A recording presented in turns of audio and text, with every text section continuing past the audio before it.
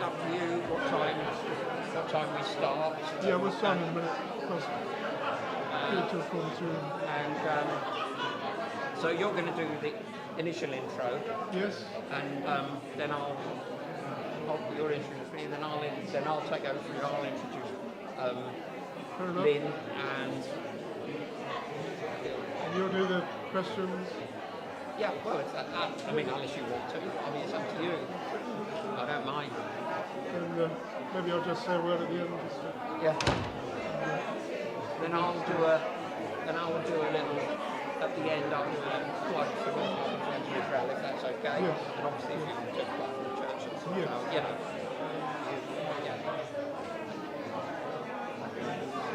Okay, whenever you want to start it, we'll just leave it to your decision. Get ready now.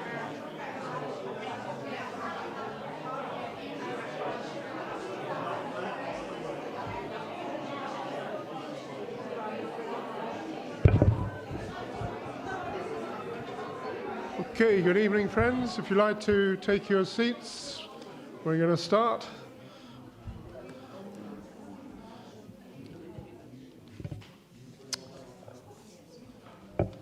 Okay, just to introduce myself, I'm Tony Pearce. I'm the pastor of the Bridge Christian Fellowship here. Good to welcome friends from Friends of Israel. And we all need friends, don't we? Israel needs friends especially. And as Christians, we feel very grieved at the state of unfriendliness towards Israel in the present world situation, especially from our government and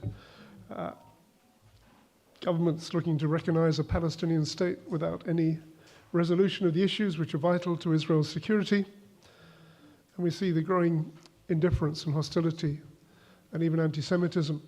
And it's a great concern for us, as I'm sure it is for all of you. Just read last night that a shop in Stamford Hill, owned by Orthodox Jews, was trashed. Probably they may not even have been Friends of Israel. I don't know, some of them are not, but just because they were Jews. And it tells you something about the state which we're in this country and the way in which things have gone so badly. And it's really a concern. And I've just been reading this book by Melanie Phillips called The Builder's Stone, which is a very good analysis of what's going wrong with our society and what's going wrong with the whole attitude towards Israel and towards God and Christianity. And I think she makes a lot of very good points. And she's put how Jews and Christians built the West and why only they can save it. Well, I'm not sure that we can actually save it, but we need to stick together to try and stand for Israel and stand in these difficult days for what is good and upbuilding and righteous in our land, and stand against some of the things which are pulling it down, especially the horrible attitudes towards Israel and the Jewish people, which we see in our time. So I just want to assure you that there are Christians who do support Israel, do support the Jewish people, and we're amongst them here. And we're very pleased to welcome you to this fellowship and to welcome North London Friends of Israel and Lynn Julius, who's going to speak to us in a moment. So I'm going to hand over now to Harry Goldstein from the North London Friends of Israel. Thank you.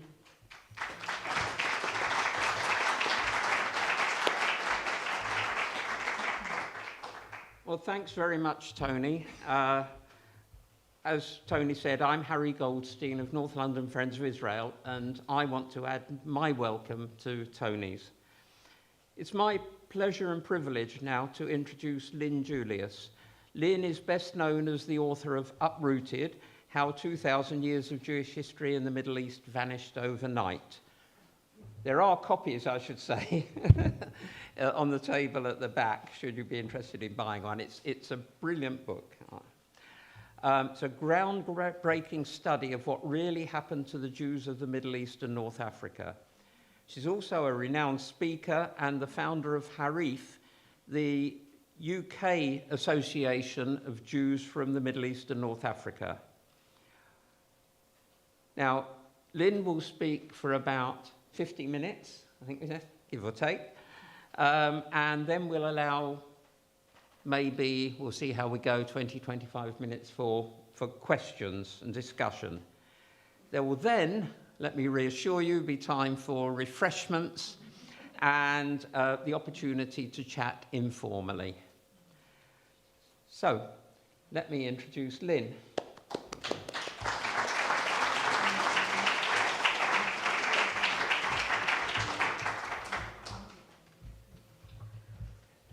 Thank you very much. Can you all hear me? Yeah. Thank you for inviting me. Thanks to Tony and the Bridge, and thank you to North London Friends of Israel, Harry and Angela Goldstein. It's a great honor to be here. And I will be more or less talking about my book, but I'd like to relate it to the 7th of October. Because if you want to understand the 7th of October, you really have to understand the Jews from the Middle East. Does anyone recognize this man? Yeah. So this is Shlomo Mansour. He was actually born in Baghdad, and he was taken hostage on the 7th of October, and sadly, he was actually killed on that day, although his family always hoped that he'd been taken hostage and that he actually had been, been alive, really, and perhaps his Arabic would have saved him. He might have been able to talk to the hostage takers, and they hoped that that he was going to be alive, but sadly he was not. So the reason why he's important to this story is because he's also a survivor of the Farhud massacre.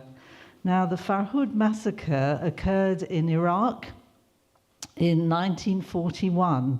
And it actually occurred about 84 years to the day, at Shavuot, which is Pentecost. And we are coming up to Shavuot this weekend. On the 1st and 2nd of June, 1941, a terrible massacre occurred in Baghdad. Hundreds of Jews were murdered. There was terrible looting. There was rape, there was mutilation. It was actually a carbon copy of the 7th of October, or I should say the 7th of October was a carbon copy of the Farhud. So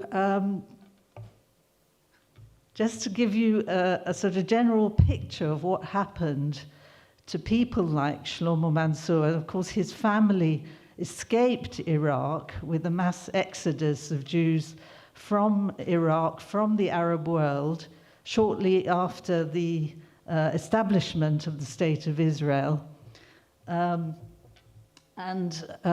Just to talk about him a little bit longer, he actually kept a diary and he recorded his early memories of the Farhud.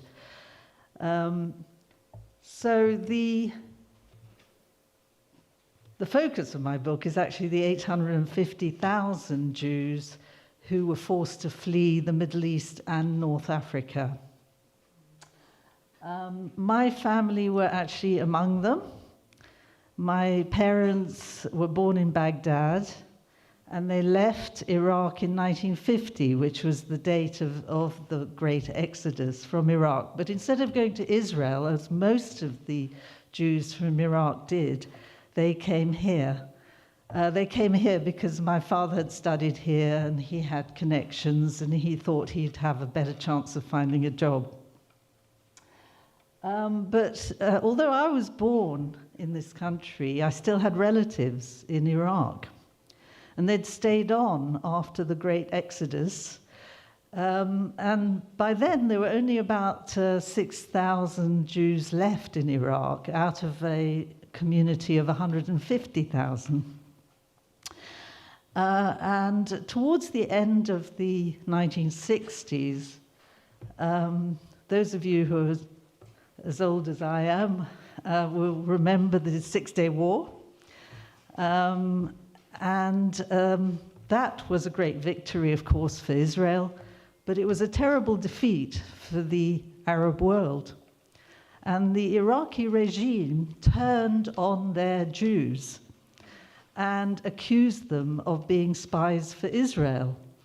And this was a terrible period for the Jews because they were sacked from their jobs, their bank accounts were frozen, they had no means of supporting themselves, the young people couldn't go to university, and worst of all, they were hostages. They couldn't leave the country.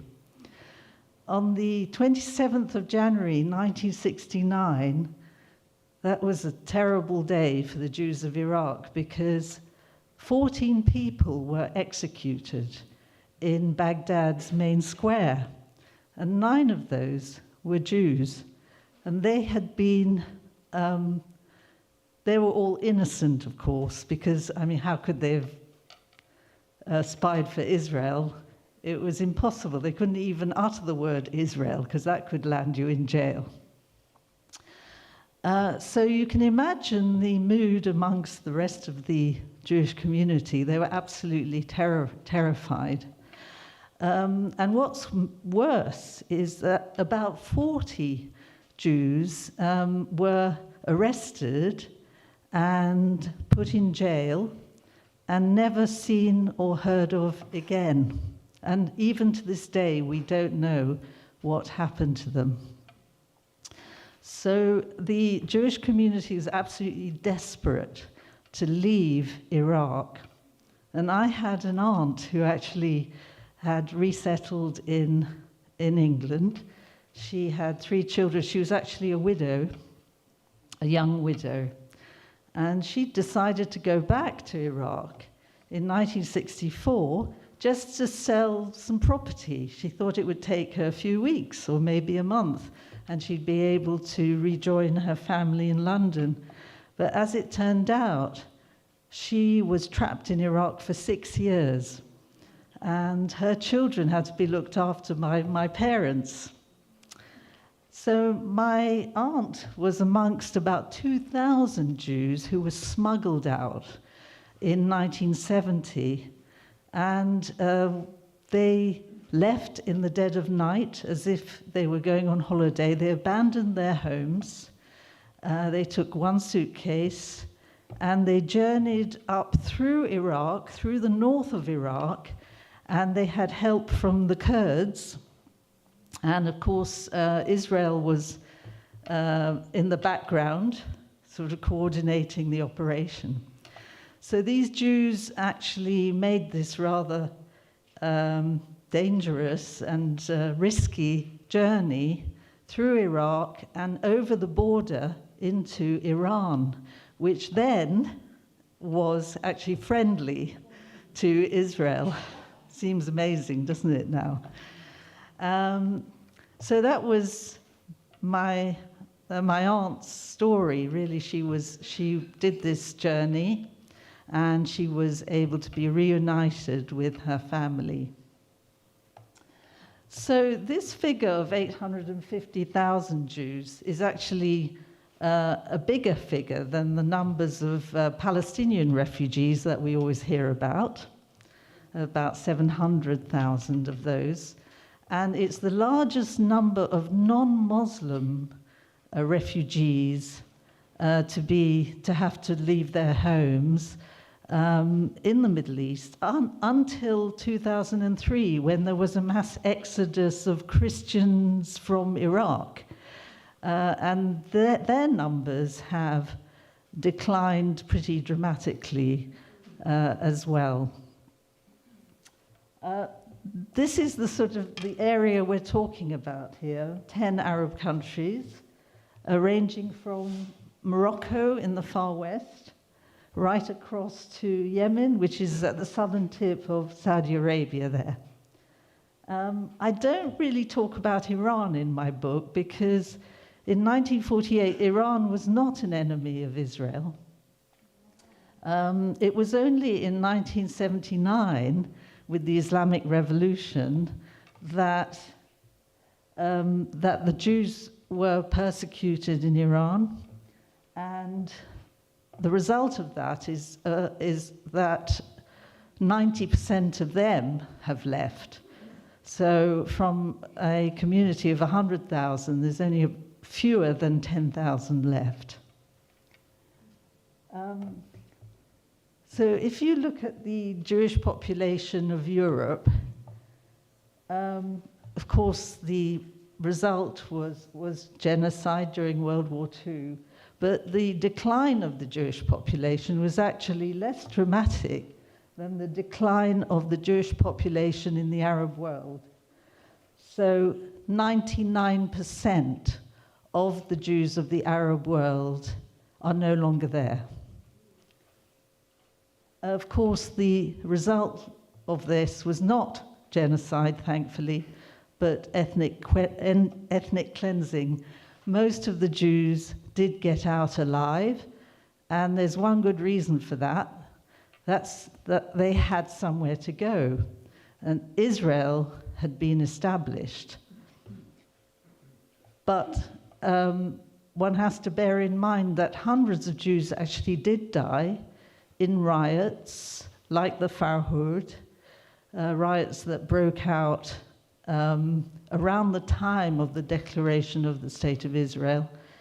But most did get out alive. So this gives you an idea of the figures. The communities had tens of thousands or hundreds of thousands of Jews in 1948.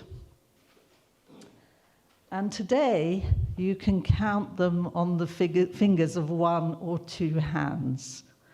And some communities are completely extinct. For instance, Libya, for instance, Algeria. Syria actually has 7 Jews, we now know, because of Syria was in the news lately. Yemen actually has 4. I keep having to revise the figures, actually, as more information comes to light.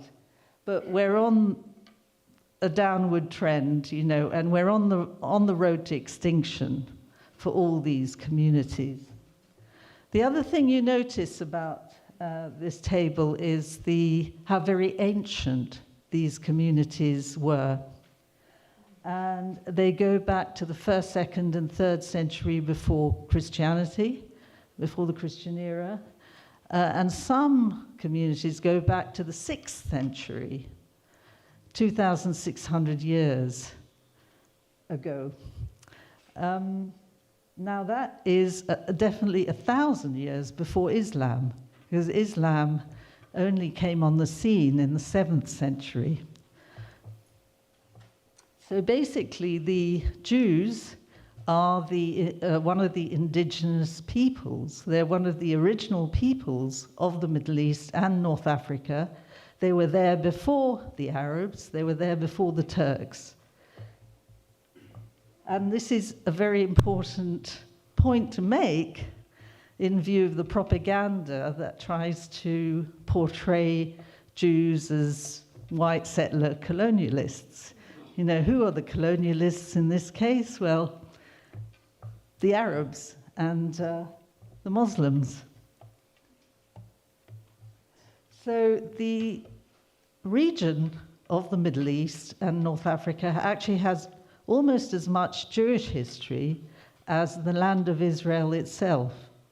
And there were 17 biblical figures who lived and died in the region, and 5 biblical prophets. And one of them was the prophet Ezekiel. And the prophet Ezekiel has his shrine just south of Baghdad in Iraq. And when there was a Jewish community in Iraq, about 5,000 pilgrims used to come and visit the tomb of Ezekiel around the time of Shavuot, actually, and between Rosh Hashanah and Yom Kippur. And here you see the priests, the priests writing out blessings or prayers for the visiting pilgrims. And on the right is a detail from the Hebrew inscriptions that surround the burial chamber of the tomb of Ezekiel. But if you look at the slide at the bottom there, this is how it looks now. The whole site has been transformed into a mosque. And I've been following what's been happening to this shrine. Gradually, its Jewish character has been transformed. There was a synagogue in the shrine that's been dismantled. There were prominent Jews who were buried there. Their remains were actually thrown in the dustbin. And I reckon that the Hebrew inscriptions have probably been removed by now. Where was the outcry from UNESCO? Didn't hear anything. If a Jew were to come and say he wanted to visit this shrine, the chances are he wouldn't be let in, because it is now a Muslim holy place, a Shia Muslim holy place. And this is actually what's happened to Jewish heritage across the Middle East. A lot of synagogues have crumbled to dust, or they've been converted to other uses, to mosques or to gyms or to supermarkets. Roads have been constructed over Jewish cemeteries, and there is actually very little left of 2,000 years of Jewish presence.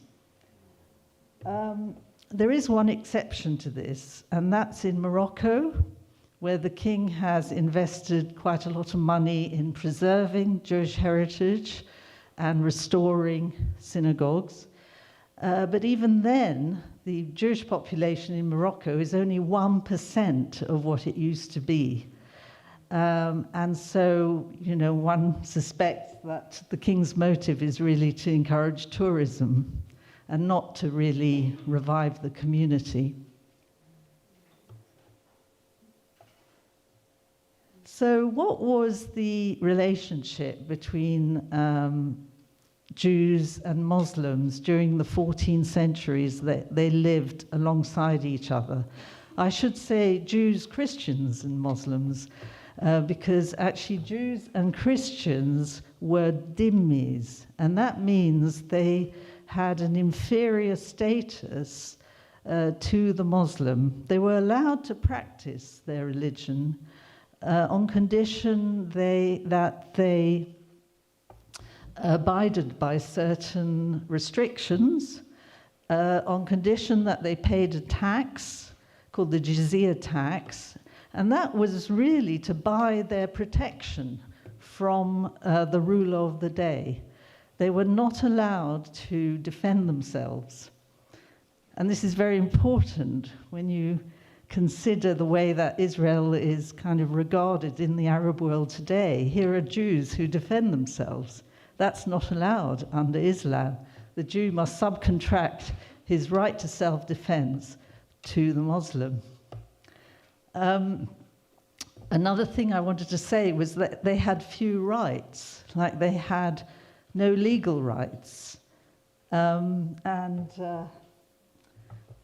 There were certain humiliations inflicted on them, like, for instance, they were not allowed to wear shoes when they ventured out of the ghetto in Morocco. The synagogues were not allowed to be built taller than the mosques. They were only allowed to ride donkeys, not horses, because a horse is a noble animal, and so on. So just to illustrate the point about the dhimmis, I'd like to read you a short passage from my book. Thank you. Maybe I need my glasses. It's okay, don't worry. It's okay. It's okay. So, in a similar way to their Ashkenazi counterparts in medieval Europe, Jews in Morocco were debarred from certain occupations by the Islamic guilds. As in Europe, they performed certain necessary economic functions like money lending and associated tasks like metalworking, which were deemed reprehensible or unlucky by the non-Jewish majority. The Jews were given the most menial of tasks, and one such job assigned to them was the salting of the decapitated heads of executed captives. In Yemen, the job of cleaning the sewers was done by a subcaste of Jews. In Egypt today, the Christian Copts are the rubbish collectors. And in 20th century Iraq, Christians also did menial jobs in conformity with their lowly status, like cleaning septic tanks. The small Sephardi community of Palestine was so abased under Muslim rule that a contingent of Ashkenazi followers of the false Messiah Shabbatai Tzvi, seeking refuge in Jerusalem in 1700, refused to put up with the humiliations suffered by the Sephardim. The Arabs behave as proper thugs towards the Jews, one wrote. In Palestine, Jews were not allowed to worship freely at their holy places. The Mamluk rulers forbade them from treading beyond the seventh step on the staircase to the burial place of the patriarchs in Hebron. Nothing equals the misery and suffering of the Jews of Jerusalem, wrote Karl Marx. Turks, Arabs, and Moors are the masters in every respect. To be a dhimmi was to be constantly reminded of Islam's supremacy over Judaism and Christianity.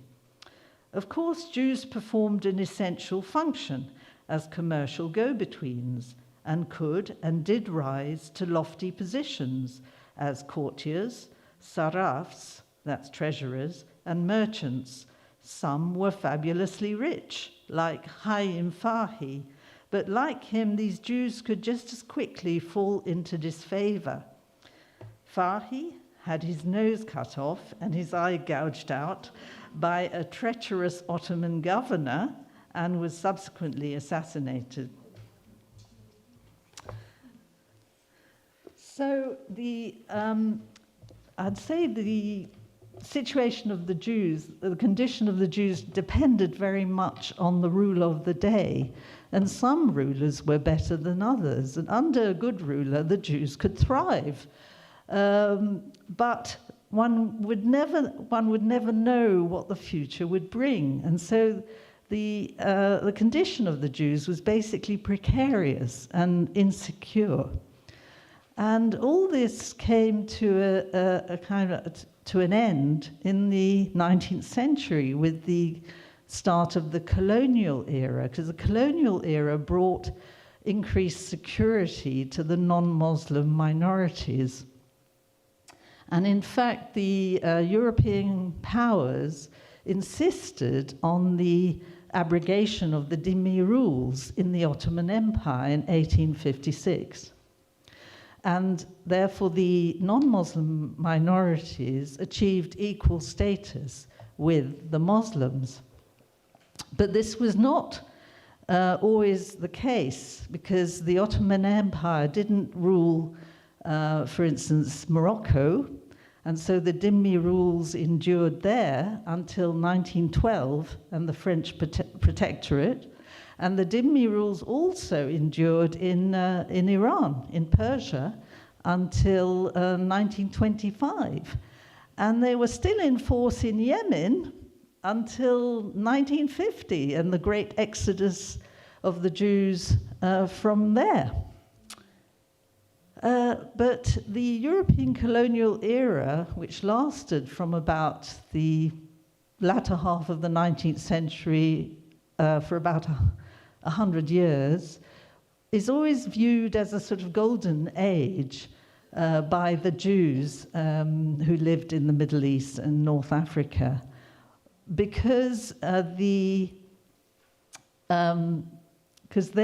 actually were educated at that time. There was a group of French Jews who set up a network of schools, which brought a sort of modern Western education to the Jews. This was called the Alliance Israélite Universelle. There were about 200 schools set up in Jewish communities, mainly in the Muslim world.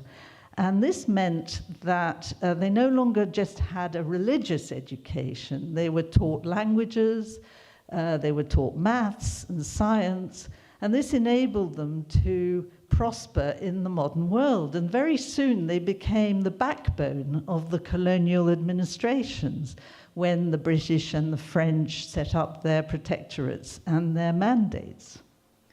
And Jews became prominent in trade, in commerce, in banking, and also in culture.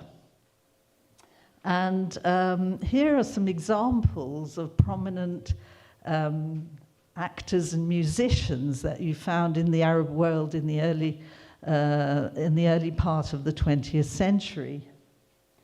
In Iraq, practically all the musicians were Jewish, not because they were better at playing music than the Muslims, but because the Muslims were actually banned from learning or playing music.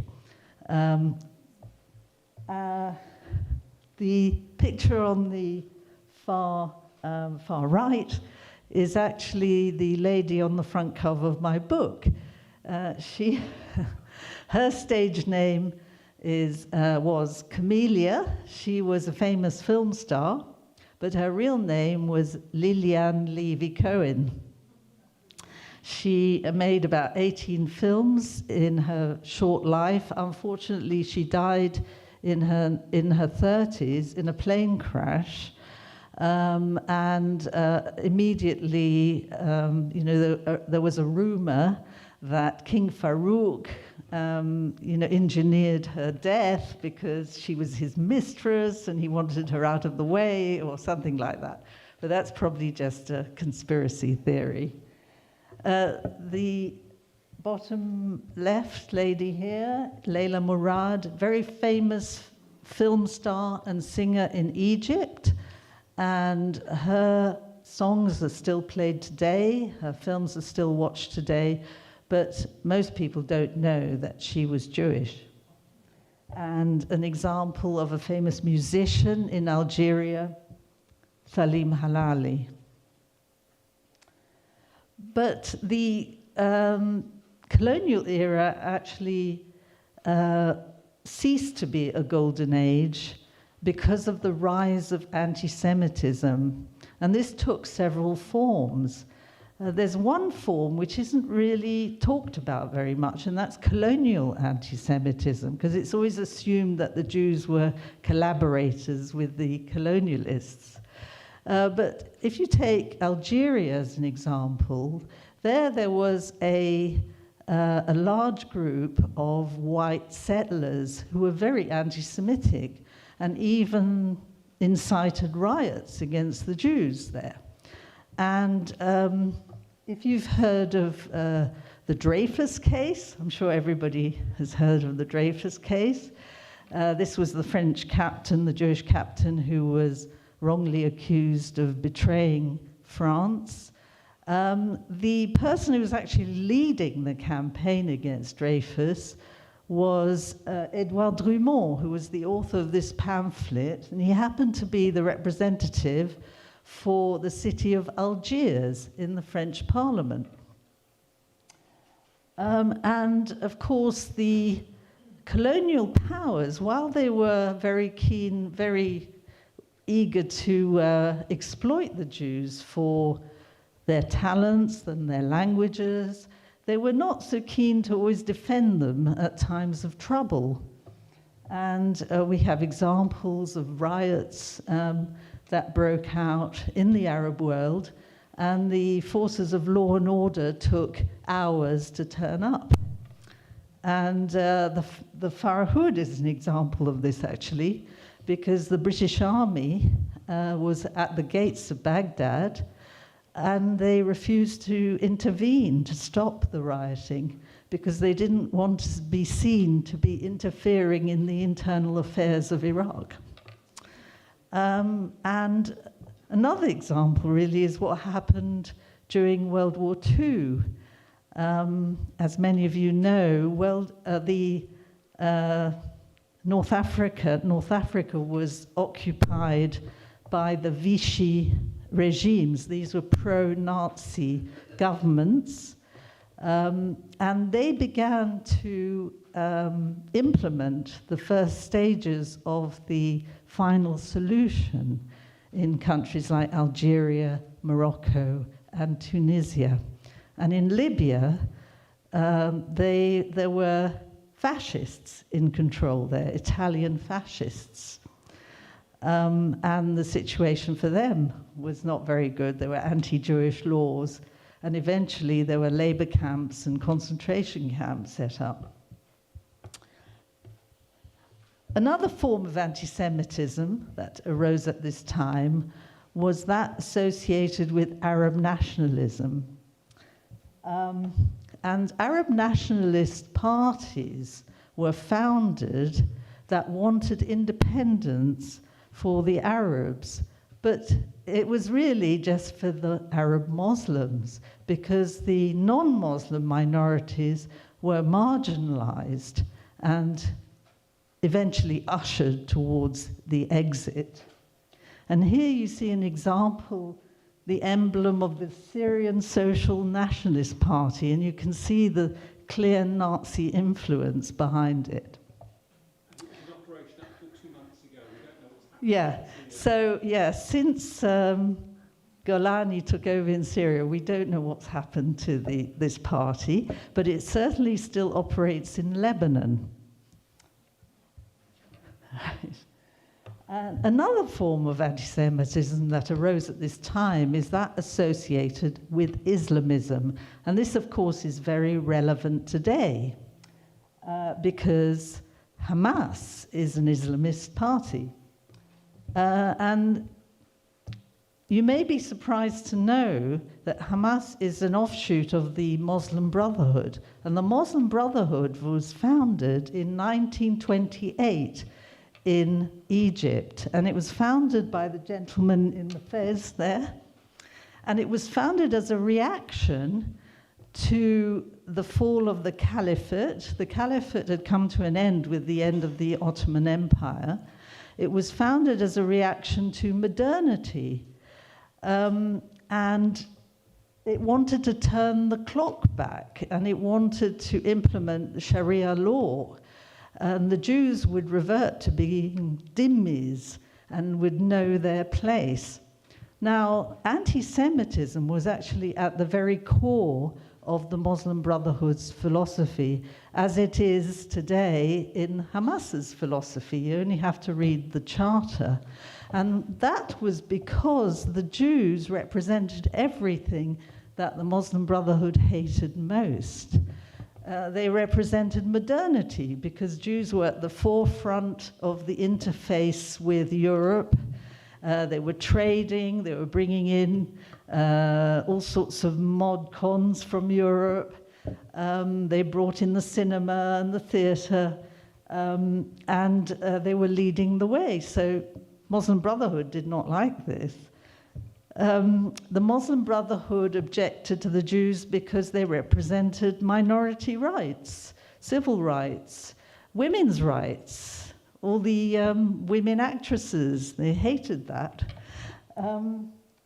And so their sort of ideology actually imported ideas of anti-Semitic ideas from Europe, and this was new. Because the traditional view under Islam is that the Jews are not very important. They were defeated by Muhammad, and they should just know their place as a subjugated minority. But these new ideas from Europe actually portrayed the Jews as all-powerful and wanting to dominate the world. And this is the sort of ideology that we have with Hamas. Hamas's charter says the Jews caused the French Revolution and the Russian Revolution and all the world wars, and they should be destroyed. They are the fount of evil. So there was a three-way alliance there. The gentleman on the far right is the German ambassador to Iraq, and the Germans wanted to create an uprising in the Arab world against the British and the French. They also financed the activities of the Muslim Brotherhood, the violent activities of the Muslim Brotherhood, because riots broke out in the 1930s against Jews and against the Christian Copts. The German ambassador also financed the translation of Mein Kampf into Arabic. The Protocols of the Elders of Zion was already translated in 1925. And all these anti-Semitic ideas were sort of disseminated in the Arab world and are still there today. The third party to this alliance was Haj Amin al-Husseini, the Palestinian Mufti. And what he did was he fused all these anti-Semitic ideas from Europe and from Nazism with anti-Jewish verses in the Quran.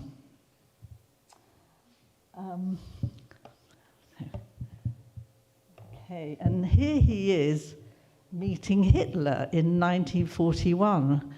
But before that, he was actually sent into exile into Iraq in 1939, and he spent 2 years there.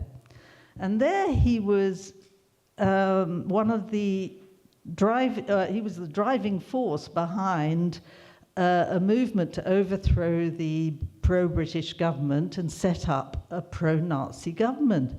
And actually this happened in April 1941. A pro-Nazi government was set up in Iraq. This was the only pro-Nazi government to be set up in the Arab world. It didn't last very long, only 2 months. But in that time, the Mufti and broadcasts from the Nazi radio station had actually done enough damage to incite anti-Jewish hatred that the result was the Farhud massacre of June 1941. By then, the Mufti had actually escaped. Where did he go? He eventually ended up in Berlin. And that's why he was able to have his meeting with Hitler.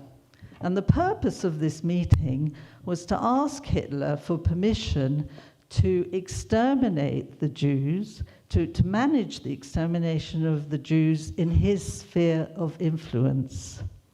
Kill the Jews wherever you find them. This pleases God, religion, and history.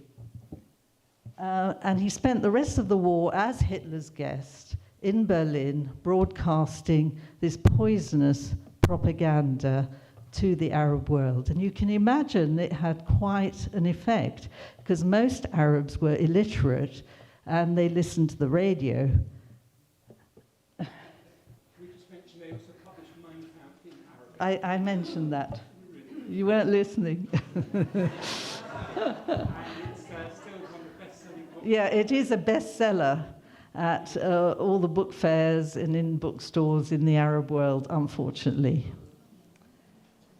The Mufti also helped create Muslim divisions in Bosnia and in Albania. And here you see the soldiers at prayer. And just to say that the Holocaust is generally, well, people think that the Holocaust did not have an effect on the Jews of the Arab world, but in fact it did. And Tunisia came under direct Nazi control for 6 months in 1942. About 5,000 Jews were marched off to labor camps. And we had a lecture, actually, not very long ago by an expert on this, and he said that there was evidence that the Nazis actually had begun to build crematoria in Tunisia. But thankfully, they were defeated by the Allies, and this didn't happen. The bottom picture shows you Jews from Libya who are returning from Bergen-Belsen. So a few hundred Libyan Jews of British nationality were deported to Bergen-Belsen in the war. Most did survive, but obviously some of them did not. There was also a rather nasty concentration camp in Libya, and about 600 Jews died in that camp from starvation or from typhus. And there were labor camps in Morocco as well, although Morocco has a very good image. You know, people talk about the king who protected the Jews, but actually there were these labor camps on Moroccan soil. The big question is, what came first? Anti-Zionism or anti-Semitism? Because there is this myth that before the establishment of the State of Israel, there was no anti-Semitism in the Arab world. Everybody lived in harmony and peace. Just have to look at this picture here. It's a postcard from Morocco in 1912. It's the aftermath of a pogrom in Fez. Obviously, not everything went smoothly in the Arab world, and there were episodes. There were violent episodes that broke out from time to time. And when you look at the plight of non-Muslim minorities in the Middle East, it hasn't been a happy one. You know, the Yazidis, the Assyrian Christians, the Copts, the Baha'is, they've all been persecuted, and they have no Israel of their own. So this points to a sort of dysfunction, an inability to tolerate difference.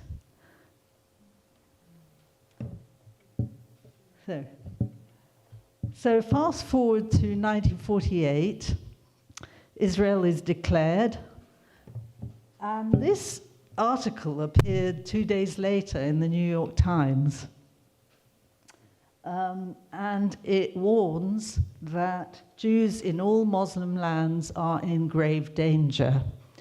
And it talks about laws that have been drafted in Arab countries discriminating against Jews. They were losing their jobs, their bank accounts were being frozen, they were being stripped of their rights. Lawrence? Sorry. This is a draft law which was drafted by the Arab League, and it says all Jewish citizens will be considered as members of the Jewish minority of the State of Palestine. In other words, all Jewish citizens were considered like Israelis, you know, even though they had nothing to do with Israel, even though they were citizens of their own countries. So talk about collective punishment. These Jews were singled out for punishment. Okay, so there was also an eruption of violence at the time. There were riots that broke out in the Arab world. But these Jews were actually desperate to leave because, you know, they were because of the situation, but they couldn't. They were like hostages to the first Arab-Israeli war. And so Israel mounted rescue missions. And this is one example. The first airlift took place in Yemen, and these Jews here had never seen a plane before. But they boarded the plane without fear because in the previous Torah, the previous Torah portion they'd heard, God had said, "I bore you on eagle's wings and brought you to myself." I know we have a gentleman here his parents came on that airlift, didn't you? And so they boarded without fear. So Jews actually were hostages in Iraq, and they were allowed to leave legally only during 1 year. There was a window that opened up during 1 year and then closed again. And they were issued with this laissez-passer. And it's a document that has a stamp on the left-hand side, and that stamp says, "One way, no return." You can leave the country, but you can't come back. And the price for leaving the country was they were stripped of their citizenship. And then the Iraqi parliament passed a law dispossessing them of their property. So they arrived in Israel absolutely destitute. And the same thing happened to, sorry, we've got quite a collection here because my husband likes to collect these things, and we found them in the flea market in Tel Aviv. This is interesting because it's a laissez-passer that belonged to an Egyptian Jew of Egyptian nationality. So if anyone says to you, "Oh, well, you know, after the Suez crisis, Nasser took his revenge on people of British nationality and French nationality," you could understand it. But how can you understand the fact that a Jew of Egyptian nationality was also forced to leave? And as well as losing their citizenship, they lost their property, for which they were never compensated. And there was a class of very wealthy Jews in Egypt, and this is an example of a very nice mansion belonging to a Jewish family that is today the residence of the Swiss ambassador. And in fact, it's astonishing that a lot of ambassadorial residences were once Jewish homes. For instance, the Russian ambassador lived in a Jewish home. Victor Castro's palace is now Jehan Sadat's residence. Well, she died. Yeah, I'll tell the story in a minute. The Pakistani residence, the South Korean residence, the German, the Canadian, the Dutch. There you go. It's quite a lot, isn't it?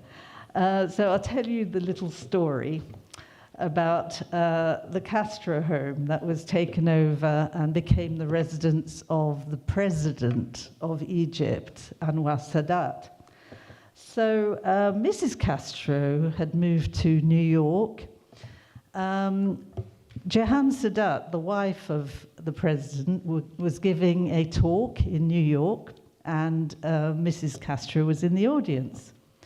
So after the end of the talk, Mrs. Castro went up to Jehan Sadat and congratulated her. That was a wonderful talk. You know, I'm from Egypt too. And Mrs. Sadat said, "Oh, that's wonderful. You must bring your children to come and visit Egypt. Beti Betak," which means my house is your house. And it was. Sorry, just go back 1 second. So this is a cutting from a Hebrew newspaper showing all the properties that were owned by Jews around the main square in Cairo. And actually, there's been a study done of losses in Jewish losses in Arab countries, and it is said that 59 billion dollars worth of property and assets was lost in Egypt alone.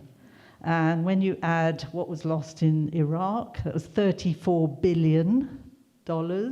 Syria, which had quite a small community, 10 billion.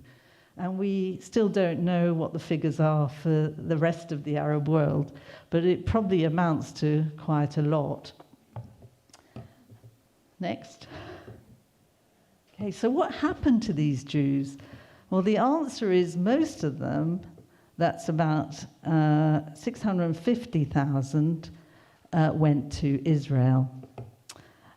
Israel actually doubled its population virtually overnight, and this was unprecedented.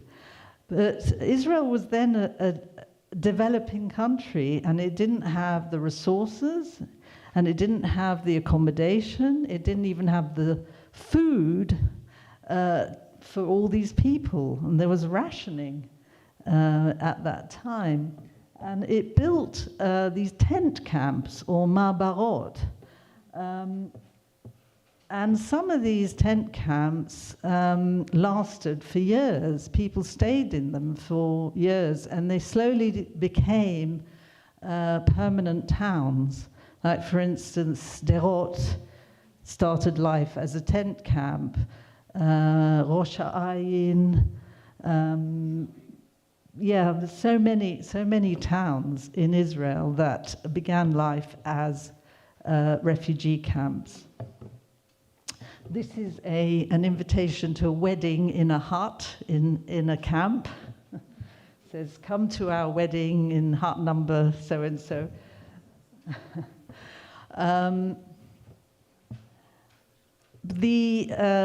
It was very tough at the beginning. Conditions were terrible. But gradually these refugees were integrated into Israeli society, and today they are represented in every walk of life. And I think they've had every position in the government except for Prime Minister. But this narrative has been neglected, and Israel has not said very much about it.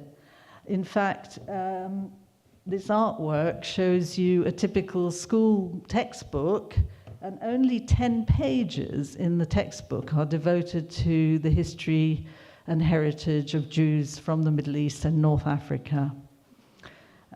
This has begun to change in the last few years, but still we have a long way to go. So Jews, as I said, from the Middle East are represented in every walk of life, and some of them have become very famous. For instance, Leo Raz, who's in the Netflix series Fauda. Has anyone seen that? Yeah? His parents are from Algeria and Iraq.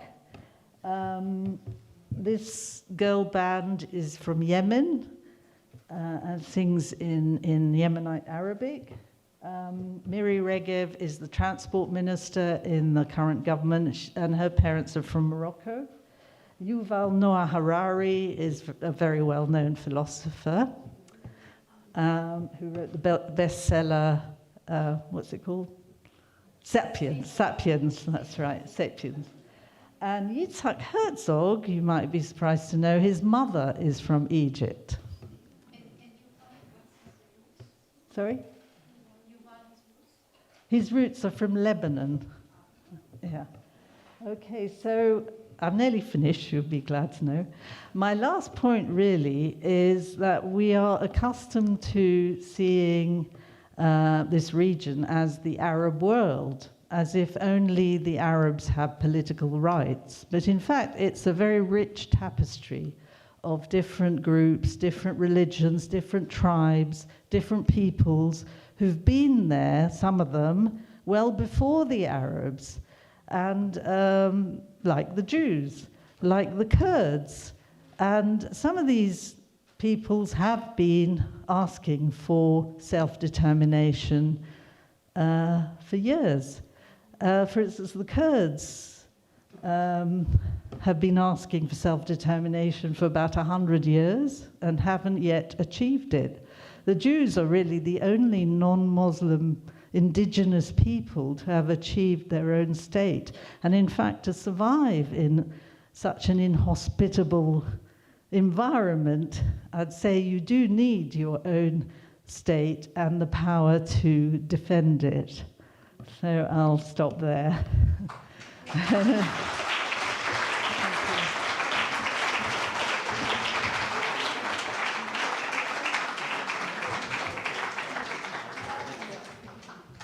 Well, thanks so much for that, Lynn.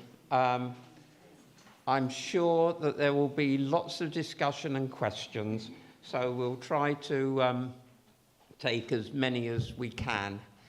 Would anyone like to ask a question? Make a comment? Oh, come on, somebody. Go on, Angela, you be first. The ambassadors' residencies, did they ever pay any compensation No, to the family? no, they didn't. They just walked in and took. Yeah, because it was all seized by the government, if you like. There was an exception. The property which belonged to British citizens in 1956, some people got compensation but not at full value, was the British nationalised all the gold reserves of Egypt, which were at the Bank of England, and said Egypt couldn't have its money unless it compensated the British who lost their But that was, it was not very much. And Yeah. for example, the smugglers built a town called Smuda City. Sorry, So when a family called Smuda built a town called Smuda City, it was residential, it was beautiful, and they got compensated as if it was agricultural land. Yeah. Yeah. So this is Lawrence, my husband, by the way.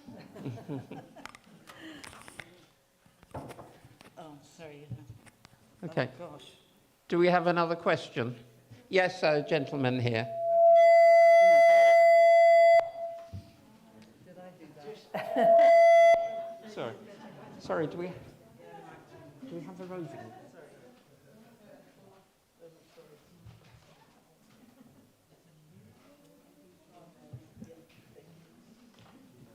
Hello? Yeah. Do we have a roving mic? Or is that? That's fine, yeah. We don't seem to. Okay. I don't need the mic, I don't like mic anyway. But I just wanted to say that thank you very much, I really enjoyed it. As well as that, I remember my mum was telling me actually that when her family moved to Israel from India, they lived in tents, so it was really amazing to see the pictures of the tents. Actually, if I can just butt in there, the Jews of India, I have to say, have a very different history. I mean, they're obviously a tiny, tiny minority in India. It's a huge country. But actually, they never suffered anti-Semitism in India, one of the very few places that didn't. But nevertheless, the community declined after the Second World War, and many of the young people moved to Israel. And I believe there is a museum in the Negev devoted to the Jews of Cochin in southwestern India. Angela and I have visited the synagogue there, so that's a very different history. But this is Kerala in southwestern India. Right, excellent. So can I Sorry. because Barbara actually emailed me about a story about Indian Jews she knew. And those Jews were actually Baghdadi Jews who settled. You're Baghdadi. Okay, so shall I very briefly tell you the story of the Baghdadi Jews? The Baghdadi Jews came to India in the 19th century, and they came because of an entrepreneur who left Baghdad called David Sassoon, and he set up a trade network, not just in India, in Bombay and Calcutta, but across the Far East, and even as far as Shanghai. And they were represented in Indonesia, in Hong Kong, in all over the Far East. And this was unbelievable because, they had their own communities there. But of course, this came to an end more or less with the Second World War. Okay, Yeah. thank you. Lady here. So. Right. Now, growing up in Israel, although you mentioned both sides, we did mention when we saw the New York Times, when things went bad after 48, after the establishment of Israel. Now, I remember talking to people of my age, Iraqi, from Iraqi parents, or maybe even born in Iraq.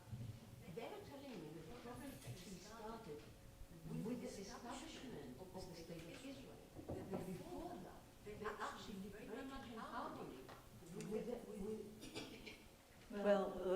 Yeah. Well, actually, that's not true because the Farhud occurred 7 years before the state of Israel was established. That sounded the sort of the death knell for the Jews of Iraq, I'd say. And that's why they all left in 1950. Yeah, no. That's when they could get out. That's when they could get out. That 1 year when they could get out. With his brother, and they had to pay bribes to get out. That was before Israel. Yeah. And I'd say that the main reason why they left when they could is because they feared another Farhud. And the atmosphere was very bad at that time, you know, like people were being imprisoned and even executed.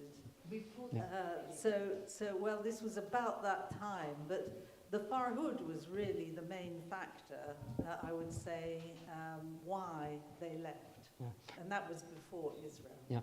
And also, isn't it true to say, and I think you've touched on this, that the kind of golden age that the Jews remember is not an age that was under Muslim rule. It was primarily an age that was under Western colonial rule, when you know the Jimmy status was abrogated and there were modern schools and all the rest of it. But the situation in the Muslim world prior to that was of course very different. Sorry, lady in the shirt. I wanted to share something positive. For those that don't know, I've just come back from twice to Paphos in Cyprus, and it's very Jewish friendly. The Cyprus or Greek side of Cyprus are allies, and I stayed right near a kosher pizza place, and the next road to me was Chabad's office and a Jewish shop, and even one of the ladies, the shopkeepers, she was Jewish. She's an Israeli father and an English mum from Liverpool. She lived in Israel and she started just opened a shop. And when I went home the first time in March, there were lots of Orthodox Jews at the airport. So if you're thinking of, I don't know about obviously Cyprus as a whole, but I was in Paphos. There's the Alexander the Great Hotel in Painton, Paphos. I was in the road of kosher pizza, and in the next road was the Yeah, there are a lot of Israelis that moved to Cyprus. somewhere nice to go on holiday. Okay. Yes, lady at the back there.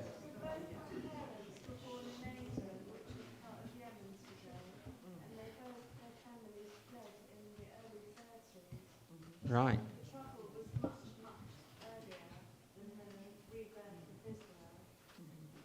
Yeah, absolutely.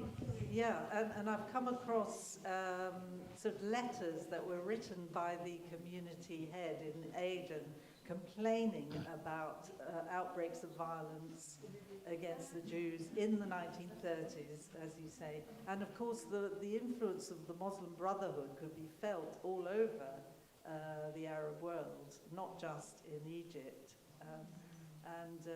As you say, the Jews of Aden were forced to leave, and most of them did leave in 1947 when there were terrible riots and over 80 Jews were murdered.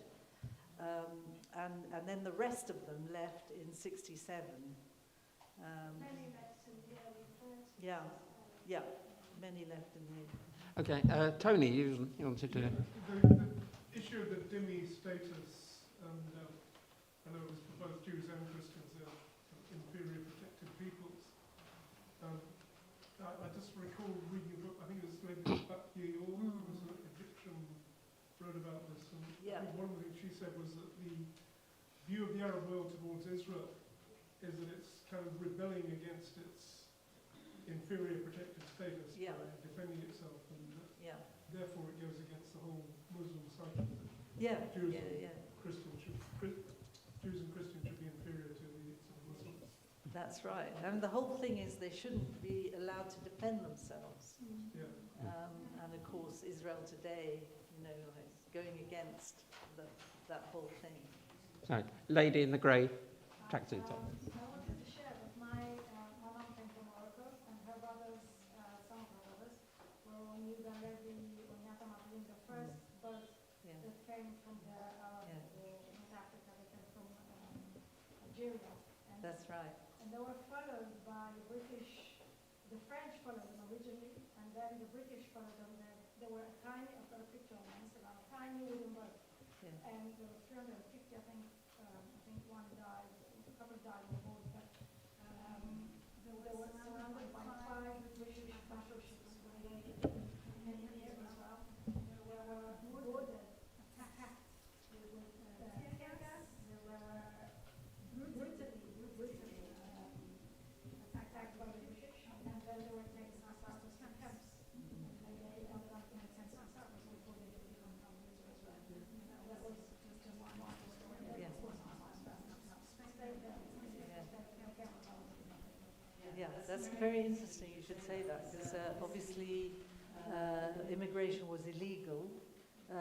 There was the British banned, I mean, we know about the Exodus, don't we? I mean, what happened there? I mean, that was absolutely terrible what happened when it was sent back. It was so close to getting to Israel. But there were a few Jews from Arab countries who actually were on those boats, like your family. There were about 40, I think, from Arab countries on the Exodus. But I know yeah, she was from Europe. yeah, She was 13 and she carried the flag. yeah, She ran out of the boat. yeah. Yes, lady here.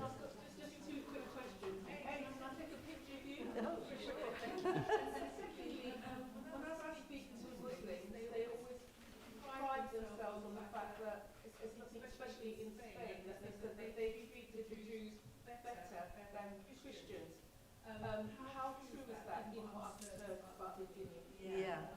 Well, yes, people talk about the golden age of Spain in the Middle Ages, and it's true that there was a sort of flourishing of philosophy and poetry and all this, and sort of a kind of cultural symbiosis between Jews and Muslims.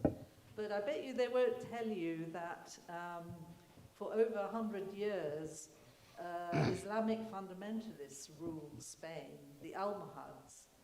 And they caused Jews to actually leave. Like the great Rabbi Maimonides, actually his family had to leave Spain, and they took refuge first in Morocco, and he moved to, he ended up in Egypt as the physician to the Sultan.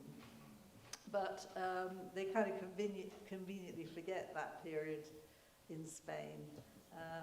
And also, I would say that Jews were under continuous pressure in Spain because there was a war going on between the Christians and the Muslims. You know, it wasn't all peace and harmony there. You know, so it's a bit selective, I think.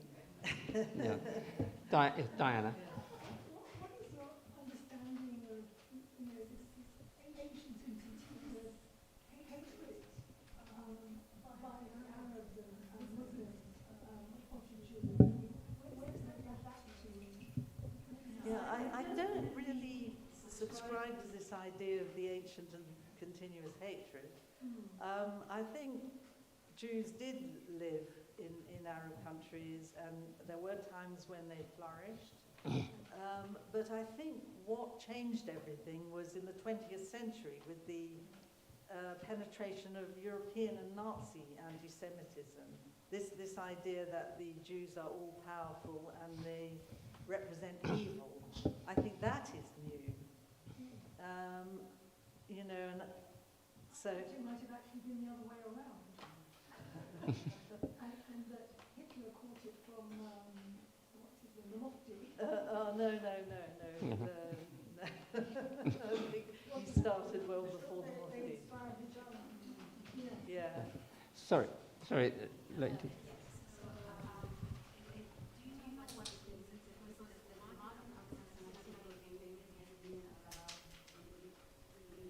Yeah. Not just Safra, there were others. Yeah. Yeah. Yeah. The reason is there's no community. It's purely for public relations reasons to say, well, we've got a synagogue in Beirut, aren't we pluralistic, aren't we tolerant, we've got all types of people. But actually there are 20 Jews left in Lebanon, there's no rabbi. The Jews are actually scared of identifying. Oh, that's true. Can we do that? What, and then use that as a remote?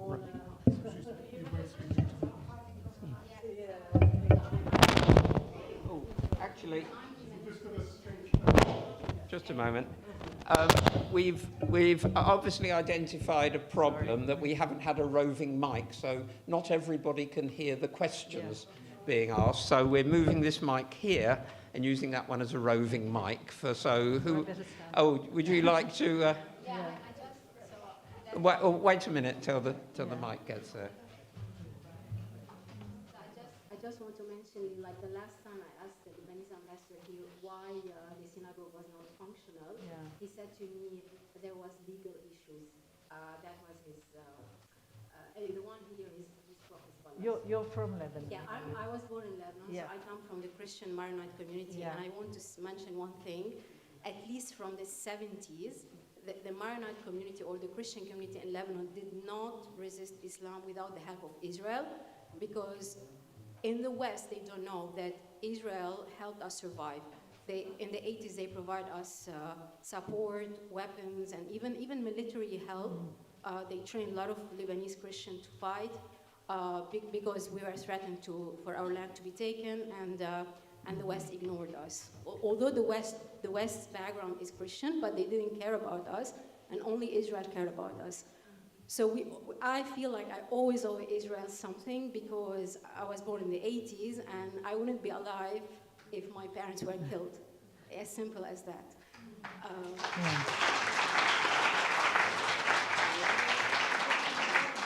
I think the point you make is a very good one, that nobody remembers what's happened to the Christians of the Middle East. You know, you don't hear anyone protesting, apart from Brigitte Gabriel. I mean, where did you ever hear news about what's happening, you know, all the persecution that's going on? You don't hear of it, and you don't hear of it from the clergy, from the bishops, from the established churches, you know.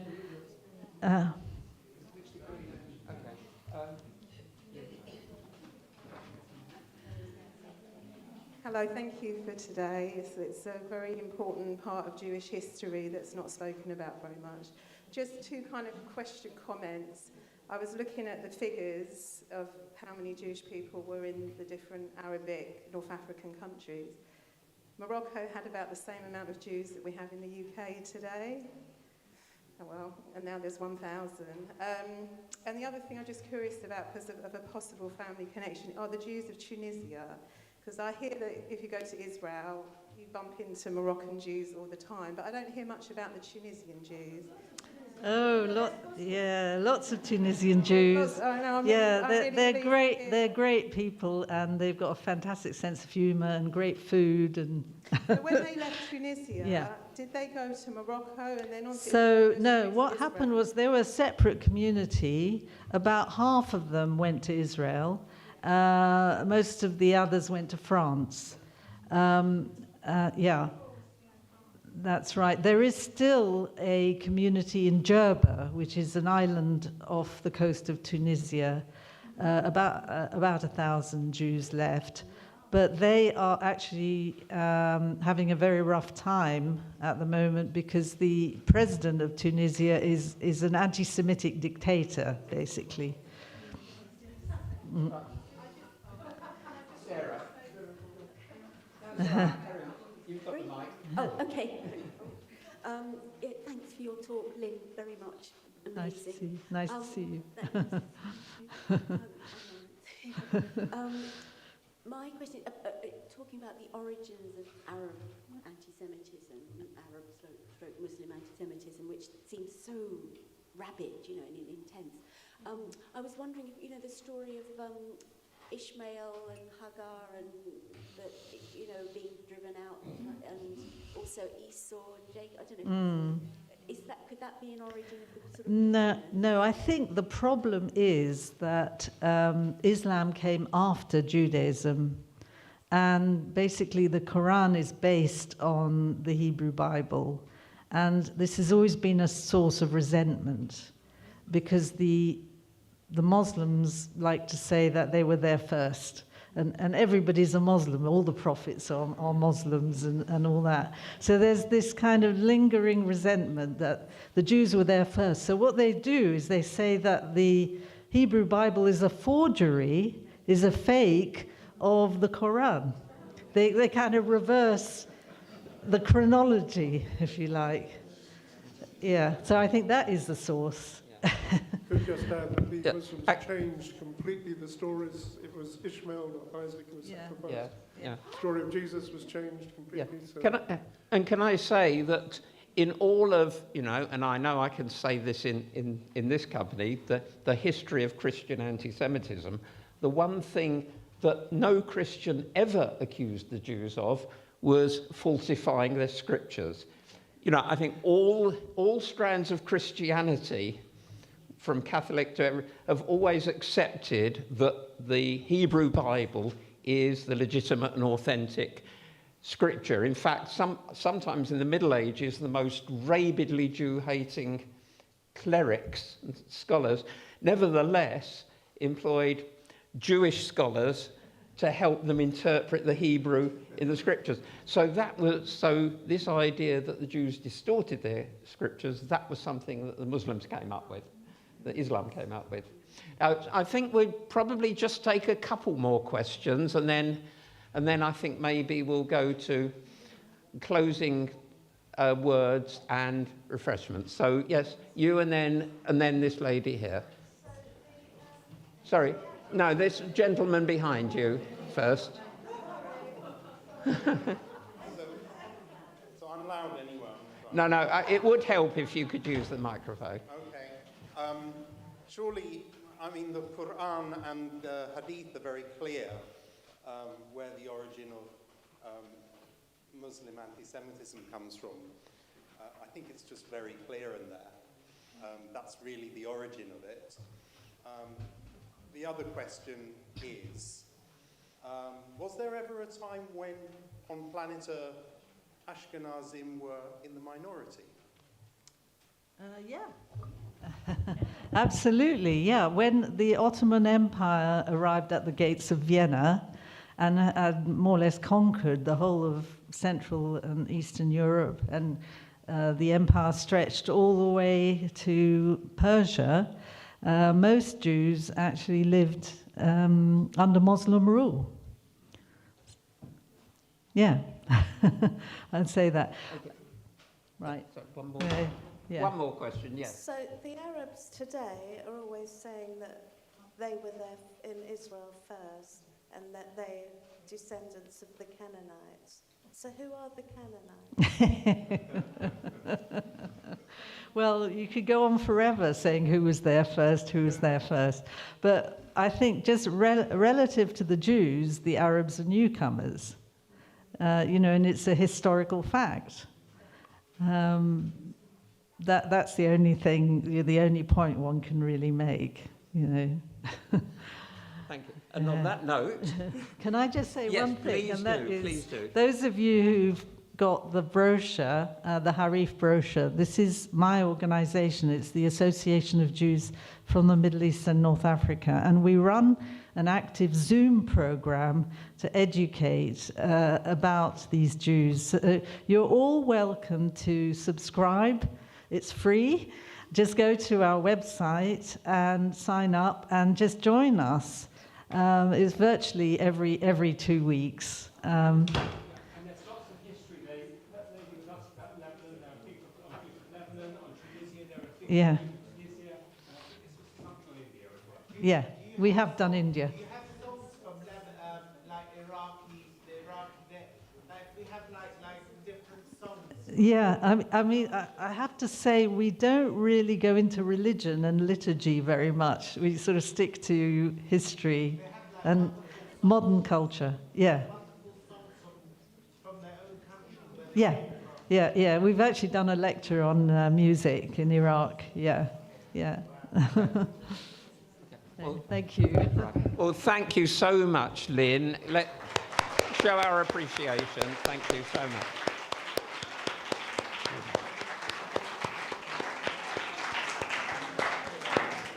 Yeah.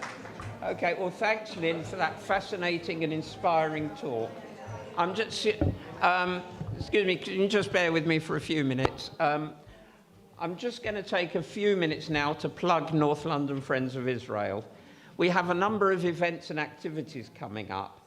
And the first thing I want to say is that speaker events like this one are not the main part of what we do. We're foremost a campaigning organisation aiming to put Israel's case in our locality. We're also an inclusive, non-sectarian, non-partisan organisation. We have Jewish members, Christian members, people of all faiths and none. And these are some of our forthcoming activities. We do street stalls around North London. And if you've never done one of those, they're actually great fun. We're actually out there on the street with a stall, with literature, with banners, handing out leaflets and supporting Israel. So do come along to one of those. And we have a few coming up. We have some on Sundays and some on Saturdays. So obviously some of our Jewish supporters have a problem with coming out on Saturdays, and some of our Christian supporters have a problem with coming out on Sundays. And some of us relatively godless wretches will do both. But so these are our forthcoming ones. We also do have our main speaker event coming up on Sunday afternoons, 26th of October, at Shaarei Tzedek Synagogue in Whetstone. And I'm very pleased to announce now that we've secured as our main speaker for that Dave Rich, who is, for those who don't know, Dave is head of policy at the Community Security Trust and a leading Israel advocate, and he's also the author of some of the most important books on the issue, including The Left's Jewish Problem, Jeremy Corbyn, Israel and Anti-Semitism, and Everyday Hate, how anti-Semitism is built into our world and how you can change it. So there's a note for your diaries there. We have a literature stall at the back. There is also a table with Lynn's book on it, so let's plug that. As I've mentioned to Lynn, we have our copy already, and it's brilliant. And do look at our literature on that table. And we also have a sign-up sheet. So if you're not already on the North London Friends of Israel mailing list, this is your opportunity to get on it. And then you find out about our forthcoming activities. And it only remains for me to thank Lynn once again, and I'd also like to thank Tony and Barbara and everyone here at the Bridge for their efforts at hosting this meeting. So thank you.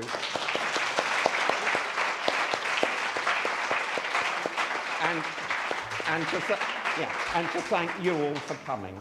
Thank you. Right, thank you very much, and thank you, Harry, for coming along with North London Friends of Israel, and added thanks to Lynn for her very interesting talk and for all your questions. We have got some refreshments at the back. The cakes and stuff are at the back. They are all kosher. And we've got some drinks coming up here. So do stay behind for some refreshments. We are hoping to continue to have these kind of meetings here at the Bridge. So if you would like to be informed about future meetings, I'm going to put a clipboard here with just an opportunity to put your name. And if you want to be informed, put your name and either email or mobile phone number. If we haven't got either of those, your address, and we'll let you know about any future meetings we're having here. So thank you for coming. Thank you for your attention, and God bless you all.